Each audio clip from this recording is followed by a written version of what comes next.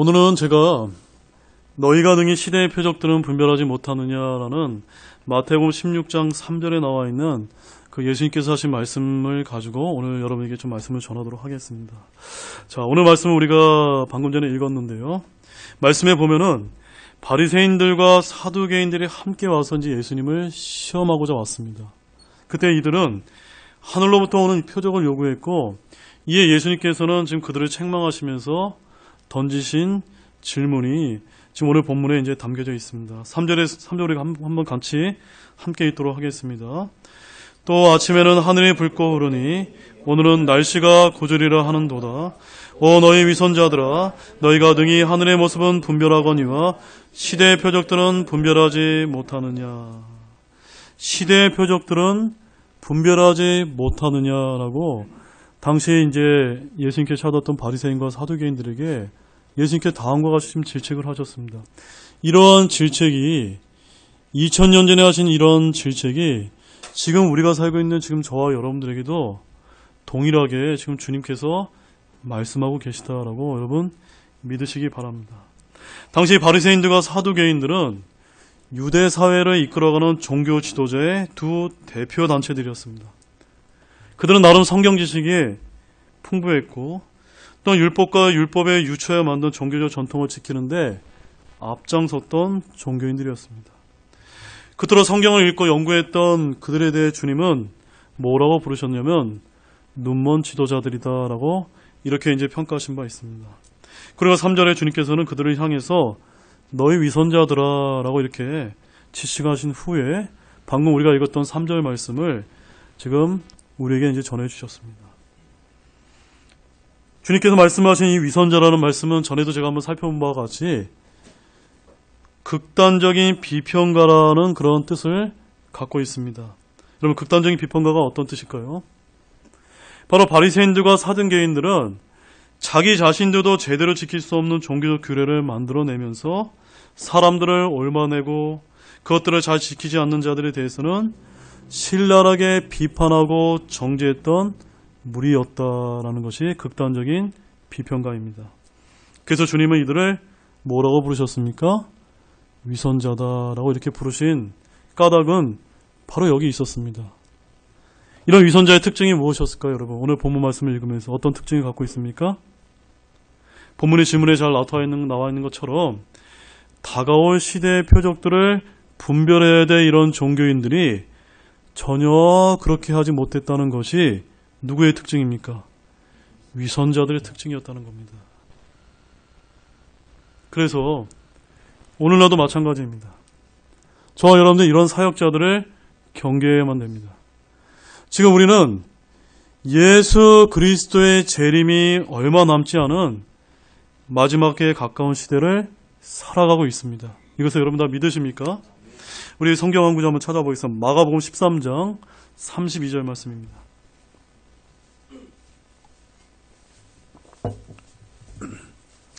마가복음 13장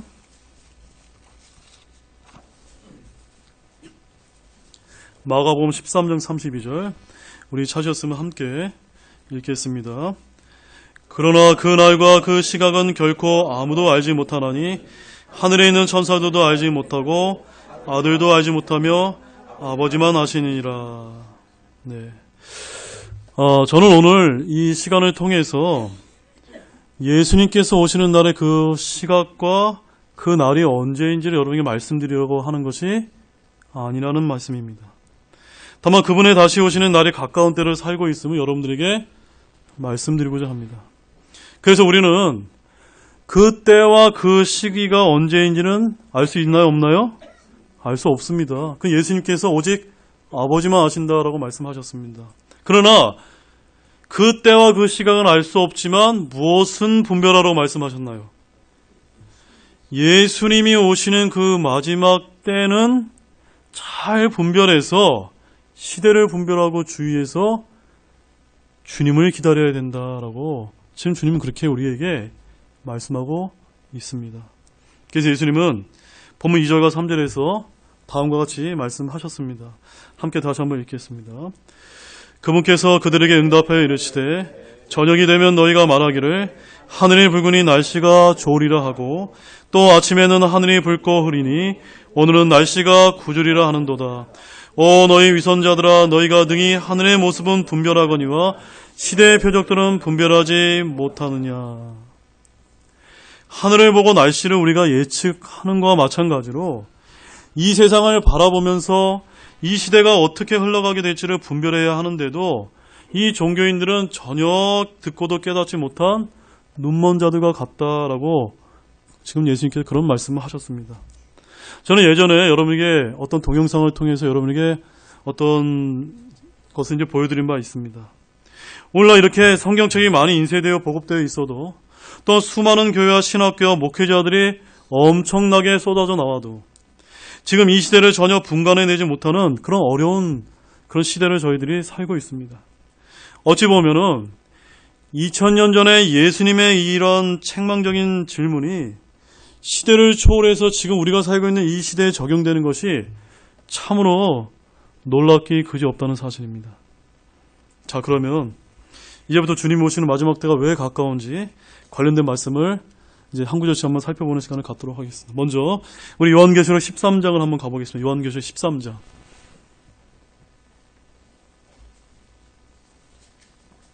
요한계시록 13장 7절로 8절 말씀 먼저 읽도록 하겠습니다. 함께 읽겠습니다. 또 그가 성도들과 전쟁하여 그들을 이기는 것을 허락받고 모든 족속과 언어와 민족들을 다스리는 권능을 받았으므로 땅에 거하는 모든 자들 곧 세상의 창건 이후로 죽임을 당한 어린 양의 생명책에 이름이 기록되지 않은 자들이 그에게 경배하리라. 제가 좀 전에 말씀을 전하기 앞서 보여주었던 슬라이드 보셨죠? 이 시기는 7년 환란기 때 적그리스도가 다스리는 그 세상을 지금 이야기하고 있습니다. 여기서 이 7절의 그는 적그리스도를 이야기하고 있는데 이 계시록 13장은 매우 유명한 장입니다. 앞으로 예수님이 공중재림하시게 되면은 교회가 들림받은 후에 이 땅에는 7년 환란기가 펼쳐집니다. 그리고 7년 중간에 이스라엘과 화평 언약을 맺었던 그 짐승으로 묘사되는 적그리스도가 그 언약을 깨고 성도들과 본격적으로 전쟁을 하게 됩니다. 그리고 적그리스도는 전 세계 지도자로 등극하면서 모든 족속과 언어와 민족들을 다스리는 권능을 받게 된다라고 말씀하고 있습니다. 그리고 모든 사람들이 바로 적그리스도인 그에게 경배하게 만든다라고 지금 오늘 본문 요한계시록 13장 7절 8절에서 그렇게 말씀하고 있습니다. 자, 이어지는 15절에서 18절 말씀도 또 한번 읽겠습니다. 또 그가 그 짐승의 형상에게 생명을 줄 권능을 소유하여 그 짐승의 형상이 말도 하게 하고 그 짐승의 형상에게 경배하려 하지 아니하는 자들은 다 죽이게 하더라. 그가 모든 자 곧 작은 자나 큰 자나 부유한 자나 가난한 자나 자유로운 자나 매인 자에게 그들의 오른손 안에나 이매 안에 표를 받게 하고 그 표나 그 짐승의 이름이나 그 이름의 수를 가진 자 외에는 아무도 사거나 팔지 못하게 하더라. 여기에 지혜가 있으니 지각이 있는 자는 그 짐승의 수를 세어볼지니라. 그것은 어떤 사람의 수요? 그의 수는 666이라. 그 유명한 666이라는 짐승의 표에 관한 말씀이 요한계시록 13장 15절에서 18절 말씀에 언급되고 있습니다. 이로써 앞으로 등장하게 될 이 적그리스도는 단일 세계 정부를 만들어서 정치와 종교 통합을 이루어내게 됩니다. 더욱이 666과 같은 짐승의 표를 나눠주어서 경제 통합을 이루어내서 그 표를 가지지 못한 자들은 아무도 사거나 팔지 못하게 하는 통제하는 사회를 만든다라고 말씀합니다. 이처럼 적그리스도는 7년 환란기 후 3년 반 동안 마음껏 정치, 종교, 경제 통합을 이루어서 하나님을 대적하는 세상을 만들게 될 텐데 그 기간이 이 땅에 펼쳐질 마지막 7년 환란기다라고 성경은 그렇게 묘사하고 있습니다. 우리 데살로니가 후서 2장 4절 말씀도 보겠습니다. 데살로니가 후서 2장 4절 말씀.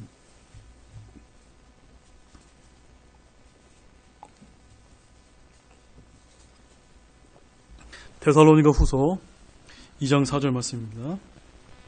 함께 읽겠습니다. 그는 대적자여 또 하나님이라 불리거나 혹은 경배받는 모든 것 위로 자기를 높이는 자로서 하나님처럼 하나님의 성전에 앉아 자기가 하나님 것을 스스로 보이니라. 여기에 언급되고 있는 이 그도 7년 환란기 때 단일 세계 정부를 통치하게 될 적그리스도를 말하고 있는데, 이 적그리스도가 본격적으로 자기를 등장하게 되는 그 시기는 7년 환란기에 딱 중간인 3년 반쯤이 될 것이다 라고 성경은 그렇게 예언을 하고 있습니다. 결국 7년 환란기가 본격적으로 시작이 되려면 예루살렘에 하나님의 성전이 세워져야만 합니다. 마침내 성전이 세워지게 되면 적그리스도는 이스라엘에 세워진 제3 솔로몬 성전에 앉아서 이사야서 14장 12절에서 14절에서 이루지 못한 자신의 꿈을 이루는 듯 보입니다. 자기가 하나님 것을 스스로 보이면서 교회가 떠난 이 땅에 믿지 않는 사람들로부터 경배받게 된다는 말씀입니다. 우리 이사야서 14장 12절에서 14절 말씀도 한번 더 보겠습니다. 이사야서 14장 12절에서 14절 말씀. 이사야서 14장 12절에서 14절 말씀입니다. 자, 12절 말씀을 제가 여러분에게 읽어드리면 이건 사탄의 타락의 기원에 관한 그런 말씀인데요. 거기 사탄의 이름이 루시퍼라고 나와 있는데, 이 루시퍼라고 하는 이름은 지금 저와 여러분이 보고 있는 이 킹제임스 성경에만 언급되는 사탄의 유일한 이름입니다. 오 아침의 아들 루시퍼야, 내가 어찌 하늘에서 떨어졌는가? 민족을 약하게 만드는 자야, 내가 어찌 끊어져 땅으로 떨어졌는가? 라고 하면서 사탄의 그 타락을 지금 주님께서 말씀하고 있는데, 그가 왜 타락했는지 14절에서 지금 하나님께서 말씀해주고 있습니다. 같이 읽겠습니다. 내가 구름들이 있는 높은 곳 위로 올라가 내가 지극히 높으신 이와 같이 되리라 하였도다. 지금 사탄이 뭐라고 지금 부르고 표현하고 있습니까? 내가 지극히 높으신 이와 같이 되리라. 누구와 같이 된다는 말씀입니까? 하나님처럼 되겠다라고 하는 그 교만을 드러내었던 그 과거처럼 그의 그 꿈이 이루지 못하다가 7년 환란기 동안 잠시 이루게 되는 것처럼 보입니다. 그러나 그 7년 환란기 끝에 주 예수 그리스도께서 자신의 군대와 이 땅에 지상 강림하셔서 아마겟돈 전쟁에서 승리하신 후에 적그리스도와 거짓 대언자를 산채로 유황으로 불타는 불호수에 던지심으로 싱겁게 끝을 낸다는 것이 성경의 마지막 대언의 말씀입니다. 우리 그 말씀도 보겠습니다. 요한계시록 19장 19절에서 20절 말씀입니다. 요한계시록 19장 19절 20절 말씀 함께 읽겠습니다. 또 내가 봄에 그 짐승과 땅의 왕들과 그들의 군대들이 함께 모여 말 타신 분과 그분의 군대를 대적하여 전쟁을 하더라.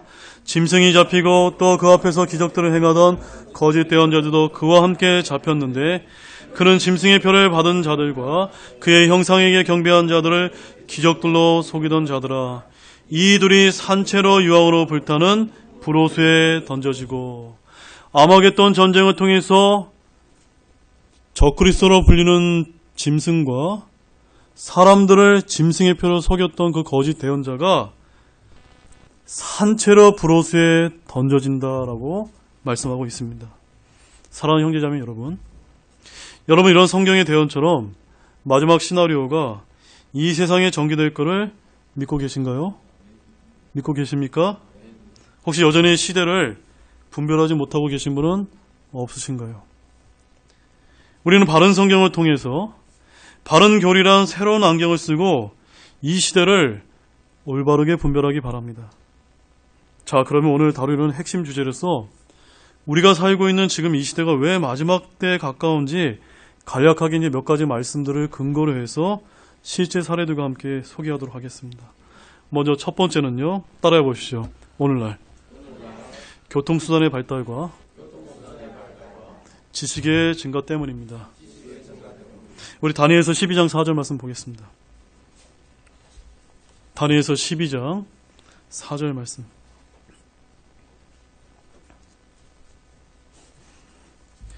다니엘서 12장 4절 함께 읽겠습니다. 그러나 오 다니엘아, 너는 끝이 임하는 때까지 그 말씀들에 닫아두고 그 책을 봉인하라. 많은 사람들이 이리저리 다름질하고 지식이 증가하리라. 이 다니엘서 말씀이 언제 기록되었냐면요, 기원전 606년에서 536년경에 기록된 것으로서 지금으로부터 약 몇 년 전입니까? 약 2600년경에 기록된 대언의 말씀입니다. 그런데 여기 지금 뭐라고 말씀하고 있냐면, 끝이 임하는 때가 가까울수록 많은 사람들이 어떻게 된다고요? 이리저리 다름질하고 지식이 증가한다라고 지금 말씀하고 있습니다. 이는 지금 우리가 살고 있는 이 오늘날처럼 과학기술의 발전으로 교통수단의 획기적인 발달과 인터넷과 4차 산업혁명 등 지식의 증가가 있을 것임을 보여주는 그런 말씀이라 저는 그렇게 믿고 있습니다. 여러분 그렇게 믿으십니까? 자, 이제 두 번째 시대의 지표는요, 따라해 보시죠. 오늘날 전쟁들과 전쟁들의 소문과 기근과 역병과 지진 등의 자연 대재앙 때문입니다. 자, 우리 마태복음 24장 6절로 7절 말씀 가보겠습니다. 마태복음 24장 6절로 7절 말씀입니다.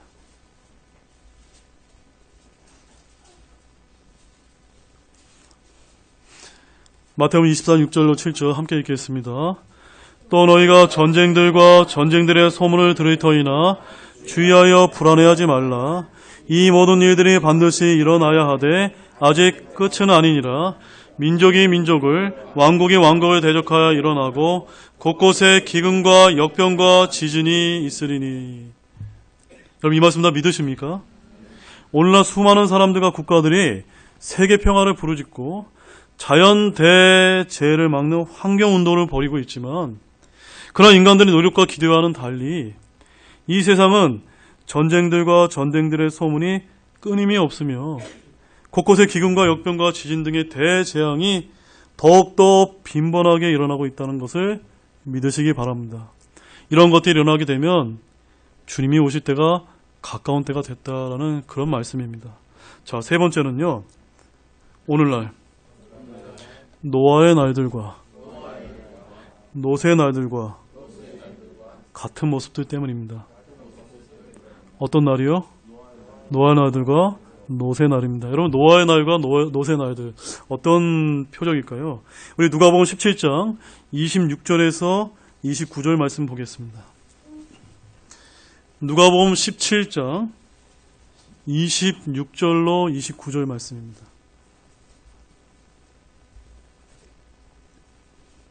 함께 읽겠습니다. 노아의 날들에 이루어진 것 같이 사람의 아들의 날들에도 그러하리라.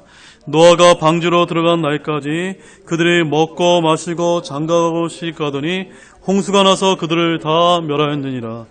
마찬가지로 롯의 날에도 그와 같으니 그들이 먹고 마시고 사고 팔고 심고 건축하였으되 롯이 소돔에서 나간 바로 그날에 하늘로부터 불과 유황이 비오듯 내려 그들을 다 멸하였느니라.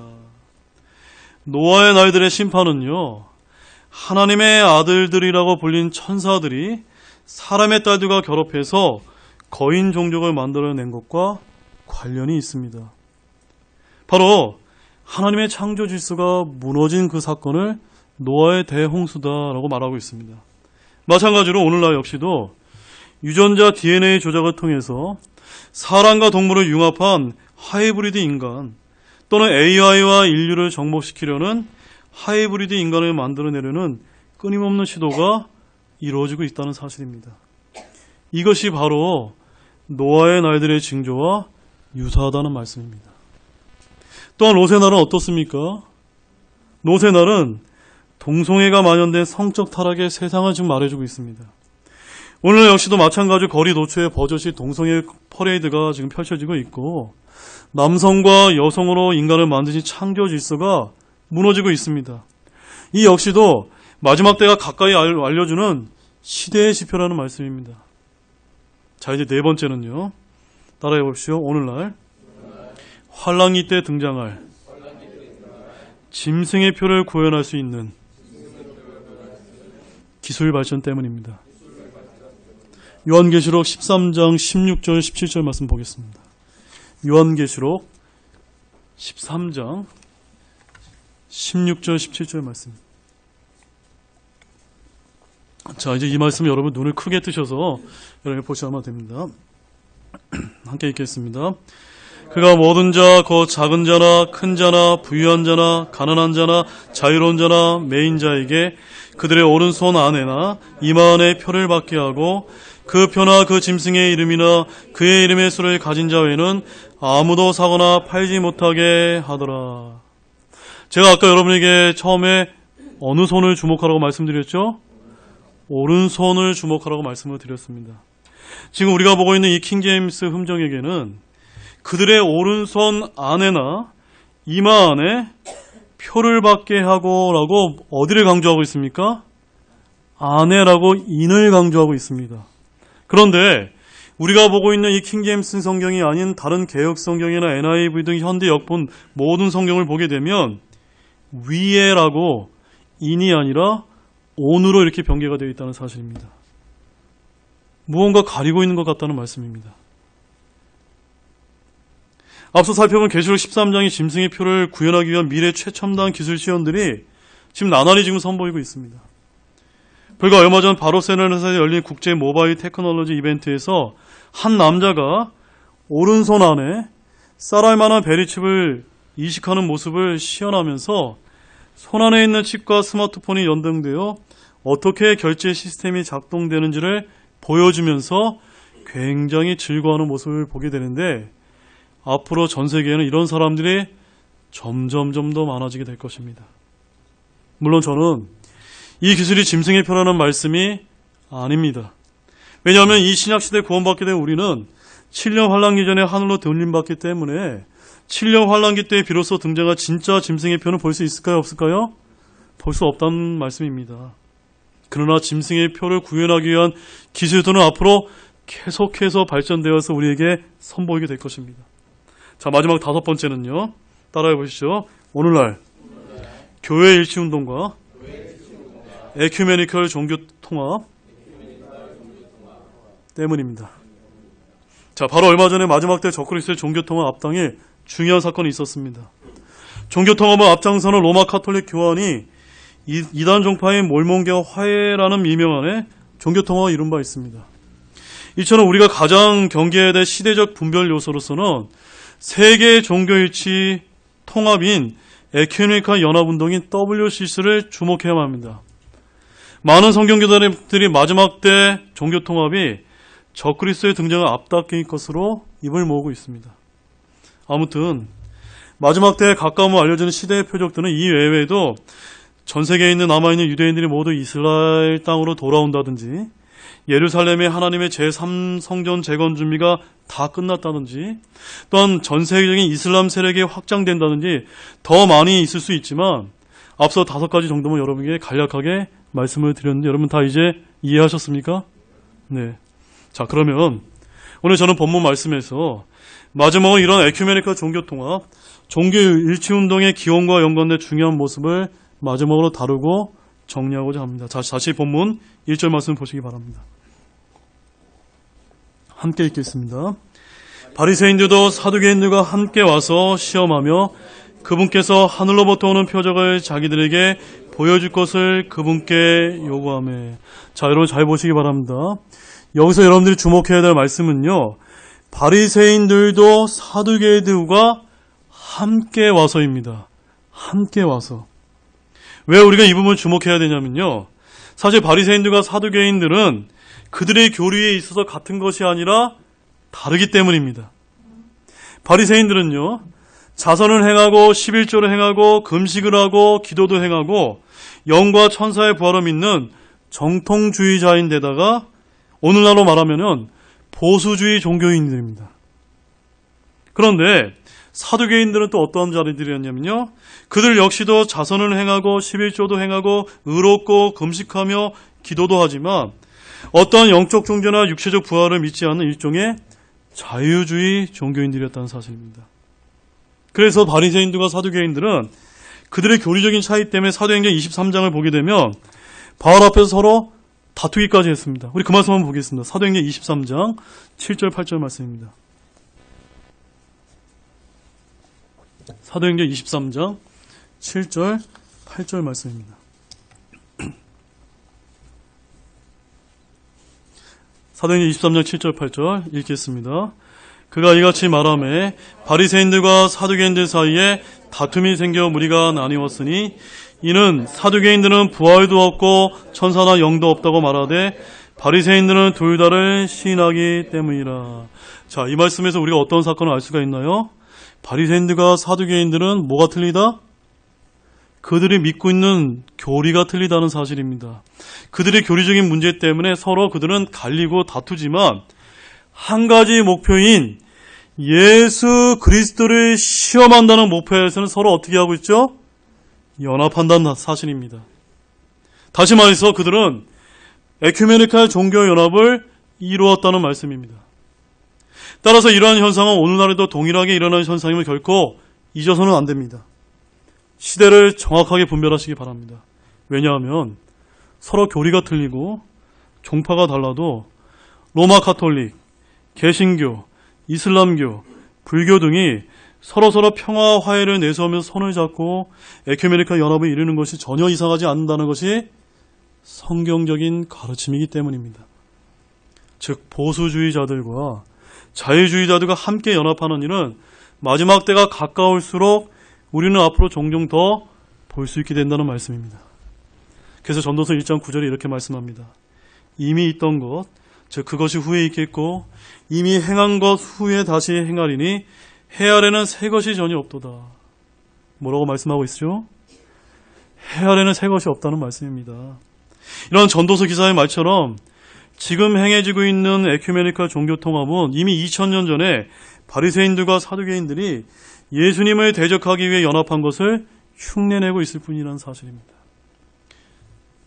이런 종교적인 연합은 마지막 때가 가까울수록 더 나아가서 타종교와도 함께 모이고 여타 사회단체와도 함께 모여서 주님이 오셔서 심판하실 이 세상을 더 살기 좋은 유토피아로 만들려고 하고 있는 그런 후천년주의, 무천년주의 운동으로 나아가면서 예수 그리스도를 배제한 평화를 목표로 하는 뉴에이지 세상을 만드는 운동으로 모아진다는 말씀입니다.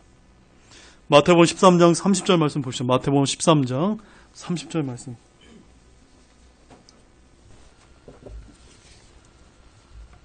마태복음 13장 30절 말씀. 함께 읽겠습니다. 둘 다 수확 때까지 같이 자라게 두어라. 수확하는 때에 내가 거두는 자들에게 말하기를 너희는 먼저 가라지를 함께 모아 불태우게 단으로 묶되 곡식으로 모아 내 곳간에 넣으라 하리라 하시니라. 결국 예수님을 대적하는 이런 사람들 왜 하나님께서 남겨두십니까? 결국에는 이런 종교통합의 운동의 결말은 단으로 묶어서 불태워지게 하기 위해서 지금 잠시 유보하고 있다는 말씀입니다. 자, 이제 다시 본문 2절과 3절 말씀을 다시 한번 보겠습니다. 2절 3절 우리 함께 읽겠습니다. 그분께서 그들에게 응답하여 이르시되 저녁이 되면 너희가 말하기를 하늘이 붉으니 날씨가 좋으리라 하고 또 아침에는 하늘이 붉고 흐리니 오늘은 날씨가 구지리라 하는도다.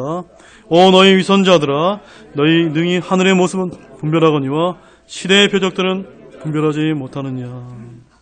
자, 이 말씀 여러분 이제 잘 들어주시기 바랍니다.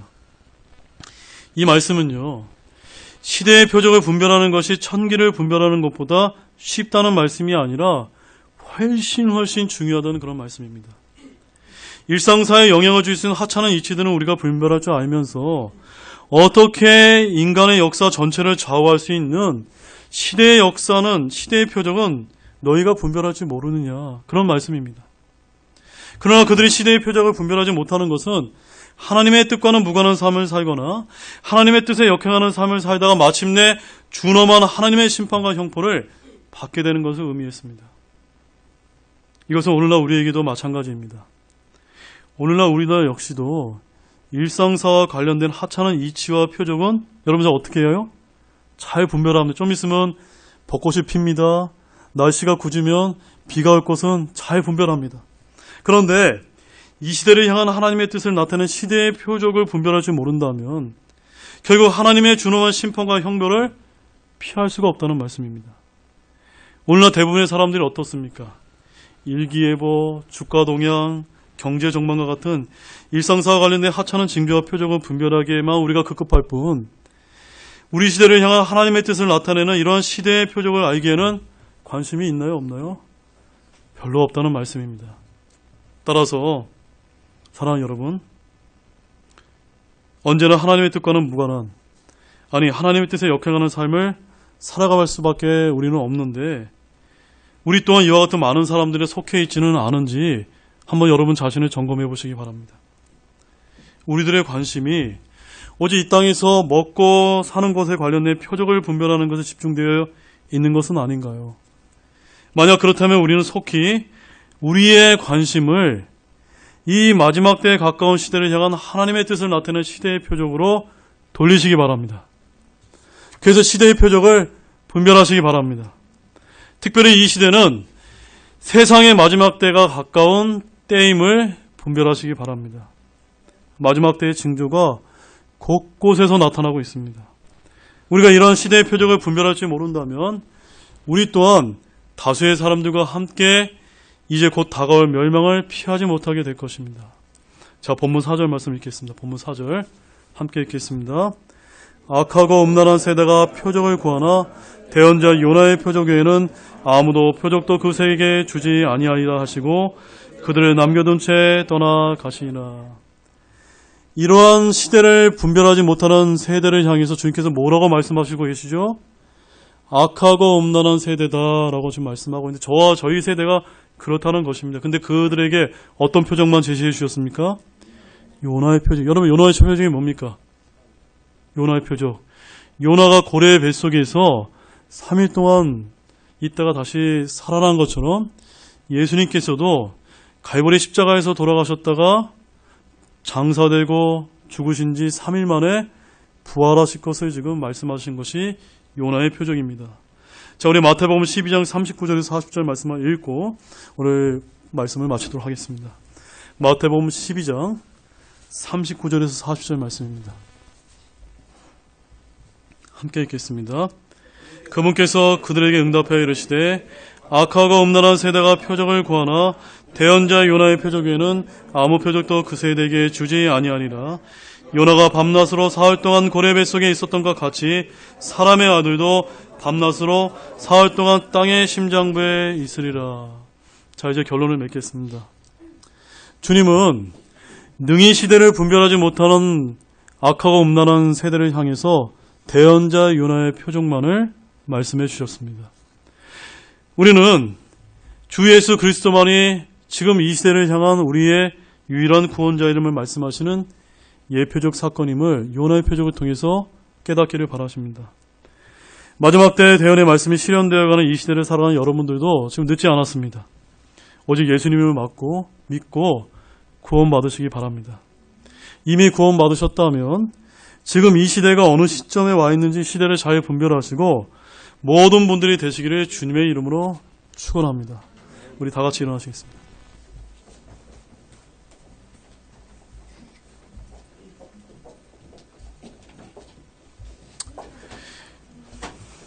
우리 초청찬송 191장, 초청찬송 191장 1절 4절만 부르고 오늘 오전 예배를 마치도록 하겠습니다.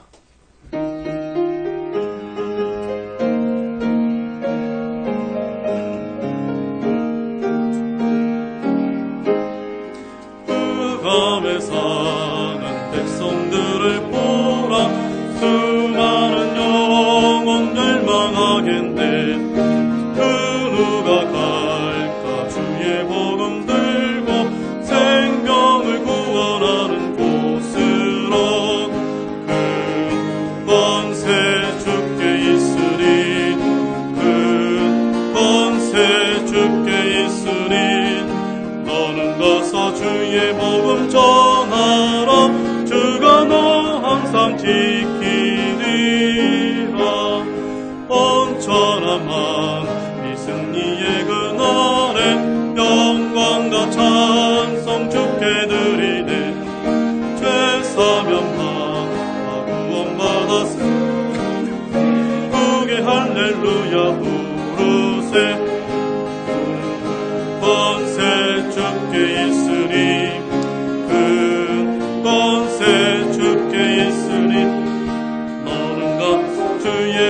복음 전하라 주가 너 항상 지키리라. 예, 기도하고 마치도록 하겠습니다. 하나님 아버지, 오늘 오전 시간에 참으로 특별 주제 설교를 통해서 우리에게 지금 우리가 살고 있는 이 시대가 왜 예수님께서 재림하실 그 마지막 때에 가까운지 저희들이 말씀들을 살펴보았습니다. 이 말씀들을 잘 이해하지 못한 분들이 계시다면 다시 한번 하나님의 말씀을 통해서 곰곰이 깊이 따져보고 믿을 수 있는 믿음을 허락해 주시기를 바랍니다. 우리가 이 마지막 때가 가까운 시기에 그저 우리가 이 세상이 이제 끝나갈 날이 되기 때문에 그냥 마음대로 사는 것이 아니라 주님께서는 게을리하지 말고 주님께서 다시 오실 그날을 소망하며 서로서로 위로하며 살아가라고 말씀하셨습니다. 예수님 오실 그날이 가까울수록 더더욱더 열심히 주님을 섬기면서 우리의 삶을 되돌이켜 볼 수 있는 우리 사랑하는 형제자매이 될 수 있도록 도와주시길 원합니다. 감사를 드리며 예수님의 이름으로 간절히 기도드렸습니다. 아멘.